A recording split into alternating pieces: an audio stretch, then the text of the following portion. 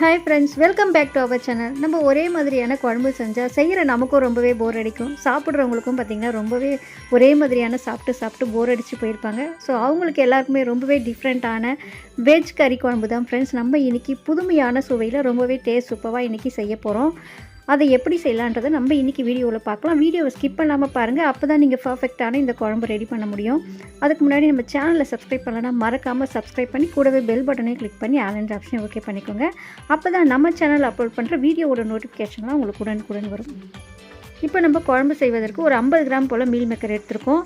இதை ஒரு time wash பண்ணி தண்ணி ஊற்றிக்கோங்க. தண்ணி சேர்த்து நம்ம ஸ்டவ்வில் வச்சிடலாம். ஸ்டவ்வில் வச்சு தண்ணி கொதிக்கட்டும். ரொம்ப நேரம் அது வேக வைக்க விட வேண்டாம். அது ஹீட்டில் வச்சிங்கன்னா அது நல்லா சாஃப்ட் ஆகும் அப்படின்றதுக்காக தான் நம்ம லைட்டாக ஒரு கொதி கொதிச்சோடனே இப்போ ஸ்டவ் ஆஃப் பண்ணிவிடுங்க. ஆஃப் பண்ணிவிட்டு மூடி விட்டுடுங்க. ரொம்ப நேரமாக அப்படியே தண்ணியிலே விட்டுடக்கூடாது. ஒரு 5 மினிட்ஸ் இருந்தால் போதும். இப்போ நம்ம இதை அதோடு நம்ம கொஞ்சமாக பச்சை தண்ணி ஊற்றி நல்லா அதை தண்ணியெல்லாம் நல்லா பிழிஞ்சு எடுத்துருங்க. இந்த மாதிரி பார்த்திங்கன்னா அந்த சுடு தண்ணியெல்லாம் ஃபில்டர் பண்ணி எடுத்துகிட்டு கொஞ்சமாக நார்மல் வாட்டர் ஊற்றி இந்த மாதிரி தண்ணியெல்லாம் நல்லா ட்ரை பண்ணி எடுத்துக்கோங்க. ரொம்ப நேரமும் நீங்கள் மீல் மேக்கரை தண்ணியிலே ஊற வைக்கக்கூடாது. அது பார்த்திங்கன்னா தனித்தனியாக பிரிஞ்சு வந்துடும். ரொம்ப ஊறிடுச்சுன்னா ஒரு 5 மினிட்ஸ் ஊறினதுக்கப்புறம் இந்த மாதிரி நல்லா நம்ம தண்ணியெல்லாம் வடித்து எடுத்துக்கலாம். இப்போ பாருங்கள், இதெல்லாம் நம்ம வடித்து எடுத்துட்டோம். இதுக்கு தேவையான நம்ம மசாலா ஆட் பண்ணிக்கலாம். சால்ட் ஆட் பண்ணிக்கோங்க. ஒரு 1.5 ஸ்பூன் அளவுக்கு சால்ட்டு, சின்ன ஸ்பூனால் நம்ம இன்றைக்கி சேர்க்குறோம். அதிகமான அளவு சால்ட் ஆட் பண்ணிடாதீங்க. 1.5 ஸ்பூன் சேர்த்திங்கன்னா போதும். 1.5 டேபிள் ஸ்பூன். கொஞ்சமாக மஞ்சள் தூள் ஒரு 1/4 ஸ்பூன் சேர்த்துக்கோங்க. தனி மிளகாய் தூள் ஒரு ஸ்பூன் ஆட் பண்ணிக்கோங்க. தனி மிளகாய் தூள் இதோட நம்ம 1 ஸ்பூன் அளவுக்கு இஞ்சி பூண்டு பேஸ்ட்டும் ஆட் பண்ணிக்கலாம். சேர்த்து நல்லா கலந்து விட்டுடுங்க. இப்போ நல்லா மிக்ஸ் பண்ணிடலாம். இப்போ இது மிக்ஸ் பண்ணிவிட்டு நல்லா ஊறட்டும். இந்த ஸ்டேஜில் நம்ம இப்போ குழம்பு ரெடி பண்ணிவிட்டு வந்துடலாம். இது நல்லா ஊறட்டும்.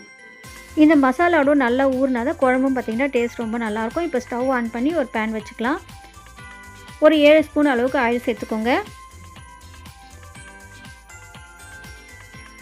நம்ம எப்போவே ஒரே மாதிரியான குழம்பு செஞ்சால் சாப்பிட்ற நமக்கே ரொம்பவே போர் அடித்து போயிடும் ஃப்ரெண்ட்ஸ். கொஞ்சம் டிஃப்ரெண்ட்டாக இந்த மாதிரி ட்ரை பண்ணுங்கள். ரொம்பவே டேஸ்ட் சூப்பராக இருக்கும்.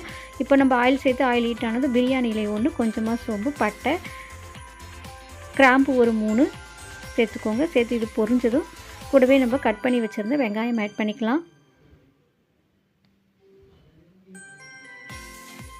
நீளமாக கட் பண்ணி சேர்த்துருக்கோம் வெங்காயம். பொடியாக நீங்கள் கட் பண்ண வேண்டியதில்லை. இதெல்லாம் நம்ம வதக்கி அரைக்க தான் போகிறோம். பெருசாகவே நீங்கள் கட் பண்ணி சேர்த்துக்கலாம். சோம்பு, பட்டை, பிரியாணி இலை, கிராம்பு இதை தான் நம்ம ஆட் பண்ணியிருக்கோம். இப்போ வெங்காயமும் ரொம்ப வதக்க வேண்டியதில்லை. நீங்கள் லைட்டாக ப்ரௌனாக வதங்கினா போதும். இந்த அளவுக்கு வதங்கினா போதும். இப்போ இது கூடவே நம்ம பச்சை மிளகாய் ஆட் பண்ணிக்கலாம். சின்ன சைஸில் ஒரு 4 பச்சை மிளகாய் சேர்த்துக்கலாம். சேர்த்து கொஞ்சம் வதங்கட்டும்.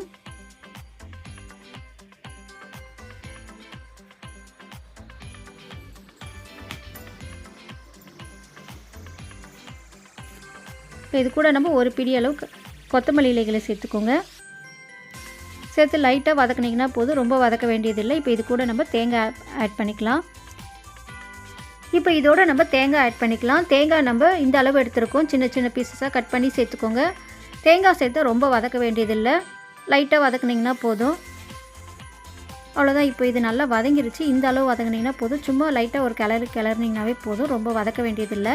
தேங்காய் சேர்த்ததுக்கப்புறம் இப்போ இதை நம்ம ஒரு பிளேட்டுக்கு ட்ரான்ஸ்ஃபர் பண்ணிக்கலாம்.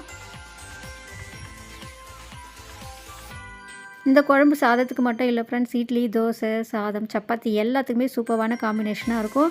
உண்மையிலே நீங்கள் கறி வாங்கி குழம்பு செஞ்சிங்கன்னா எந்த டேஸ்ட்டில் இருக்கும் அதே மாதிரியான டேஸ்ட்டில் இருக்கும். இப்போ நம்ம ஸ்டவ்வில் ஒரு பேன் வச்சு ஆயில் சேர்த்துக்கலாம்.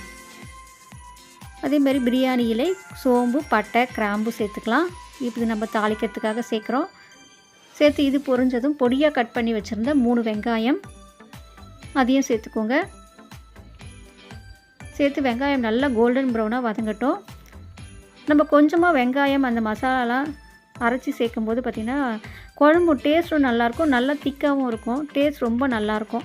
இப்போ நீளமாக கட் பண்ணி வச்சுருந்த 2 பச்சை மிளகாய், கொஞ்சமாக கருவேப்பிலை அதையும் சேர்த்துக்கோங்க. இப்போ சேர்த்து நல்லா வதக்கிக்கலாம். அது நல்லா கோல்டன் ப்ரௌனாக வதங்கட்டும்.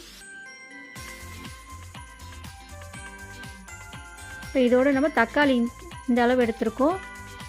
ஒரு 7-8 தக்காளி போல் எடுத்துருவோம். கட் பண்ணி நம்ம மிக்ஸி ஜாரில் சேர்த்துக்கலாம். தேவையான கல்லுப்பும் சேர்த்துக்கோங்க தக்காளியோடவே. சேர்த்து இந்த மாதிரி நல்லா ஃபைன் பேஸ்ட்டாக அரைச்சி எடுத்துக்கோங்க. இப்போ வெங்காயமும் பாருங்கள் நல்லா கோல்டன் ப்ரௌனாக வதங்கிடுச்சு. இப்போ இது கூட நம்ம இஞ்சி பூண்டு பேஸ்ட் ஆட் பண்ணிக்கலாம். ஒரு 2 ஸ்பூன் அளவுக்கு சேர்த்துக்கோங்க. இப்போ இஞ்சி பூண்டு பேஸ்ட்டு பச்சை வாசம் போகிற வரையும் லைட்டாக வதக்கிக்கோங்க. இஞ்சி பூண்டு பேஸ்ட் சேர்த்ததுக்கப்புறம் நீங்கள் கைவிடாமல் கலந்து விட்டுக்கோங்க, இல்லைன்னா அடிப்பிடிக்க ஆரம்பிச்சிடும். ஸோ இப்போ பாருங்கள், இது நல்லா கலந்து விட்டுட்டோம். இஞ்சி பூண்டு பச்சை வாசம்லாம் போய் நல்லா வதங்கிருச்சு. இப்போ நம்ம அரைச்சி வச்சுருந்த தக்காளி பேஸ்ட்டையும் ஆட் பண்ணிக்கலாம்.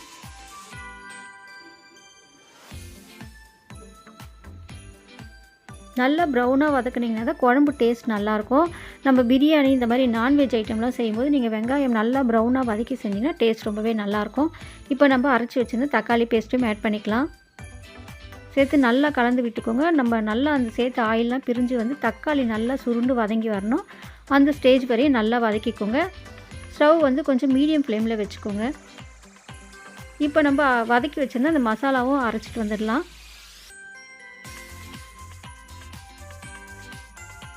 இப்போ இந்த அளவுக்கு அரைச்சி எடுத்துகிட்டு வந்துட்டோம். ரொம்ப நைஸாகவும் இல்லாமல் ரொம்ப கொரகொரப்பான இல்லாமல் லைட்டான இந்த கொரகொரப்பு பதத்தில் அரைச்சி எடுத்துக்கோங்க. இப்போ பாருங்கள், நம்ம சேர்த்த தக்காளி நல்லா வதங்கி சேர்த்த எண்ணெய்லாம் நல்லா பிரிஞ்சு வந்துருச்சு. ஸோ இந்த ஸ்டேஜ் வரையும் நல்லா வதக்கிக்கோங்க. இப்போ தக்காளி நல்லா இந்த ஸ்டேஜ் வதங்கினதுக்கப்புறம் நம்ம குழம்பு மிளகாய் தூள் சேர்த்துக்கலாம். ஆல்ரெடி நம்ம பச்சை மிளகாய் மசாலா அரைக்கிறதுக்கும் சேர்த்துருக்கோம், வதக்கிறதுலையும் சேர்த்துருக்கோம். அதுக்கேற்ற மாதிரி பார்த்து காரம் சேர்த்துக்கோங்க. நம்ம இன்றைக்கி குழம்பு மிளகாய் தூள் ஒரு 4 ஸ்பூன் அளவுக்கு சேர்க்குறோம். நம்ம இன்றைக்கி எடுத்துருக்க அளவுகளுக்கெல்லாம் பார்த்திங்கன்னா இது ரொம்ப கரெக்டான அளவாக இருக்கும். காரம் ரொம்ப அதிகமாகவும் இருக்காது, கம்மியாகவும் இருக்காது, மீடியமான அளவாக இருக்கும். ஸோ உங்களுக்கு காரம் கொஞ்சம் எக்ஸ்ட்ராவாக வேணும்னா 1 ஸ்பூன் அளவுக்கு எக்ஸ்ட்ராவாக சேர்த்துக்கோங்க. இது நம்ம வீட்டிலே ப்ரிப்பேர் பண்ண மிளகாய்த்தூள். எந்த குழம்பு செஞ்சிங்கனாலும் டேஸ்ட் ரொம்பவே சூப்பராக இருக்கும். இப்போ நம்ம தண்ணி சேர்த்துக்கலாம். மிளகாய்த்தூள் சேர்த்து நல்லா கலந்து விட்டுட்டு அந்த பச்சை வாசம் போனதுக்கப்புறம் தண்ணி கொஞ்சமாக ஆட் பண்ணிக்கோங்க. இப்போ தண்ணி சேர்த்து நல்லா மிக்ஸ் பண்ணி ஸ்டவ் மீடியம் ஃப்ளேமில் வச்சுருங்க. அது நல்லா கொஞ்சம் கொதித்து வரட்டும். இப்போ ஸ்டவ் ஆன் பண்ணி ஒரு பேன் வச்சுக்கோங்க. கொஞ்சமாக ஆயில் சேர்த்துக்கலாம். இப்போ நம்ம மீல் மேக்கரை சேர்த்து கொஞ்சம் கொஞ்சமாக பொரித்து எடுத்துக்கலாம். நம்ம மசாலா சேர்த்து வச்சுருந்தா அந்த மீல் மேக்கரை கொஞ்சம் கொஞ்சமாக சேர்த்து பொரித்து எடுத்துக்கோங்க. இப்போ ஆயில் ஹீட் ஆகிடுச்சு. நம்ம கொஞ்சமாக சேர்த்துக்கலாம். ரொம்ப நீங்கள் ட்ரை ரோஸ்ட்டாக பண்ண வேண்டியதில்லை. நம்ம குழம்புல சேர்த்து தான் செய்ய போகிறோம். அதனால் ரொம்ப ட்ரை ரோஸ்ட் பண்ண வேண்டியதில்லை. லைட்டாக ரோஸ்ட் பண்ணிங்கன்னா போதும். நம்ம இந்த மசாலாலாம் பிரிஞ்சு வராமல் இருக்கிறதுக்காக தான் லைட்டாக ரோஸ்ட் பண்ணி போடுறோம். ரோஸ்ட் பண்ணி போடும்போது பார்த்திங்கன்னா டேஸ்ட் ரொம்ப நல்லா இருந்தது ஃப்ரெண்ட்ஸ். ரொம்பவே கறி சுவையில் கறி குழம்பு சாப்பிட்டா நமக்கு எந்த டேஸ்ட் கிடைக்குமோ அதே டேஸ்ட்டில் இருந்துச்சு. கண்டிப்பாக நீங்கள் மறக்காமல் ட்ரை பண்ணி பாருங்கள். இப்போ இது நல்லா கொஞ்சம் ரோஸ்ட் ஆகிடுச்சு. இதை எடுத்துடலாம். இந்த அளவுக்கு ரோஸ்ட் பண்ணிங்கன்னா போதும். இது ஒரு பிளேட்டுக்கு ட்ரான்ஸ்ஃபர் பண்ணிக்கலாம்.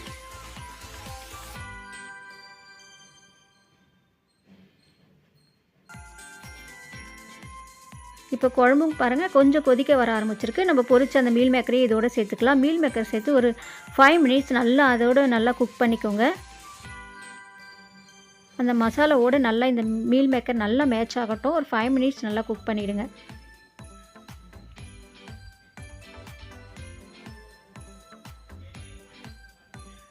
இப்போ இது பாருங்கள் நல்லா கொதிச்சிச்சு. ஒரு 5 மினிட்ஸ் ஆகிடுச்சு.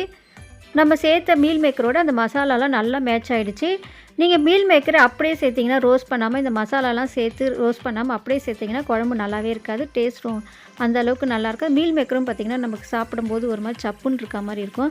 ஸோ இந்த மெத்தடில் கண்டிப்பாக ட்ரை பண்ணுங்கள். அப்போ தான் வந்து உங்களுக்கு கறி சுவையில் ரொம்பவே டேஸ்ட் பர்ஃபெக்டாக கிடைக்கும். ஸோ இப்போ நம்ம அரைச்சி வச்சுருந்தா அந்த மசாலா பேஸ்ட்டையும் ஆட் பண்ணிக்கலாம். சேர்த்து கொஞ்சமாக மிக்ஸி ஜாரில் தண்ணி சேர்த்து ஆட் பண்ணிக்கோங்க. தண்ணி உங்களுக்கு எந்த அளவுக்கு தேவையோ அதுக்கேற்ற மாதிரி பார்த்து சேர்த்துக்கோங்க. சப்பாத்தி தோசைக்கெலாம் கொஞ்சம் திக்காக இருந்தால் நல்லாயிருக்கும். சாதத்துக்கு அதுக்கேற்ற மாதிரி உங்களுக்கு எந்த அளவுக்கு பர்ஃபெக்டாக இருக்குமோ அதுக்கேற்ற மாதிரி பார்த்து சேர்த்துக்கோங்க. இப்போ மசாலா பேஸ்ட்டு சேர்த்து நல்லா நம்ம கலந்து விட்டுட்டு ரொம்ப நேரம் கொதிக்க விடாதீங்க. நல்லா சலசலன்னு ஒரு டைம் கொதிச்சாவே போதும். இப்போ பாருங்கள் நல்லா சலசலன்னு கொதிச்சிருச்சு. இந்த ஸ்டேஜில் நம்ம மல்லி இலைகளை சேர்த்துக்கலாம். சேர்த்துட்டு ஸ்டவ் ஆஃப் பண்ணிவிடுங்க. அவ்வளோதான் ஃப்ரெண்ட்ஸ், கறி சுவையில் ரொம்ப பர்ஃபெக்டான புதுவிதமான நம்ம இந்த குழம்பு ரெடி பண்ணியிருக்கோம். கண்டிப்பாக நீங்களும் இதை ட்ரை பண்ணி பாருங்கள். இந்த அளவுகளோடு கண்டிப்பாக ட்ரை பண்ணி பாருங்கள். ஒரு டைம் செஞ்சு பார்த்தீங்கன்னா திரும்ப திரும்ப இந்த மெத்தடில் செய்வீங்க ஃப்ரெண்ட்ஸ். அந்த அளவுக்கு பர்ஃபெக்டான கறி குழம்பு சுவையில் இருக்கும். நம்ம சாதத்துக்கு ஒரு குழம்பு, இட்லி, தோசை, சாதம், சப்பாத்திக்குன்னு தனித்தனியாக செய்ய வேண்டியதில்லை. எல்லாத்துக்குமே பக்காவாக மேட்ச் ஆகக்கூடிய இந்த ரெசிபியை கண்டிப்பாக இந்த அளவுகளோடு ட்ரை பண்ணி பாருங்கள் ஃப்ரெண்ட்ஸ். ட்ரை பண்ணிவிட்டு உங்களுக்கு எப்படி இருந்துச்சுன்றதை கமெண்ட்டில் சொல்லுங்கள். ஸோ இந்த வீடியோ பிடிச்சிருந்தா வீடியோக்கு ஒரு லைக் கொடுத்துக்கோங்க. உங்கள் ஃப்ரெண்ட்ஸ் ரிலேட்டிவ்க்கும் ஷேர் பண்ணுங்கள். அவங்களும் இந்த மெத்தடில் ட்ரை பண்ணிவிட்டு அவங்களுக்கு எப்படி இருந்ததுன்னு கமெண்ட்டில் சொல்லுங்கள். நம்ம சேனலை ஃபஸ்ட் டைமாக பார்க்குறீங்கன்னா, இன்னும் சப்ஸ்கிரைப் பண்ணாமல் பார்க்குறீங்கன்னா மறக்காமல் சப்ஸ்கிரைப் பண்ணி சப்போர்ட் பண்ணுங்கள் ஃப்ரெண்ட்ஸ். கூடவே பெல் பட்டனையும் கிளிக் பண்ணி ஆல் அண்ட் ஆப்ஷனை ஓகே பண்ணிக்கோங்க. அப்போ தான் நம்ம சேனல் அப்லோட் பண்ணுற cooking video, devotional tips, beauty tips, rangoli designs, பல யூஸ்ஃபுல்லான வீடியோஸ்லாம் அப்லோட் பண்ணிகிட்ருக்கோம் ஃப்ரெண்ட்ஸ். அந்த வீடியோவோட நோட்டிஃபிகேஷன்லாம் உங்களுக்கு உடனுக்குடன் வரும். Okay friends, thank you.